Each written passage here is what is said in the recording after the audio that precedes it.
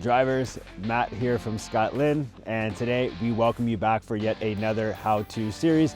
And in this episode, we'll be teaching you how to load a 53-foot trailer and showing you how each and every pallet placed plays an important role in safety, space management, and weight distribution.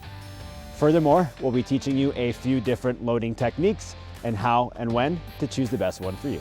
Method number one is straight line loading.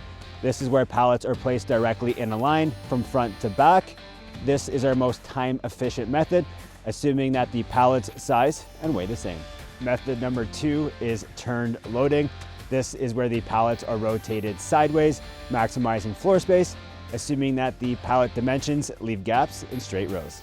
Method number three is chimney stacking, a loading method where pallets are turned in opposite directions. This back and forth pattern helps lock pallets together and maximize floor space. Method number four is weight distribution. This is where we put the heavier pallets on the axles and the lighter pallets at the front and back of the trailer. This is for trailer balance and staying road compliant. Each and every one of these methods prevent load shift, improve fuel efficiency, and protect your cargo. If you're looking for more information on weight distribution and axle limits, we have dedicated a video down below for you to review. Thank you for watching, and make sure to load smart, safe, and secure every time. We'll see you on the road.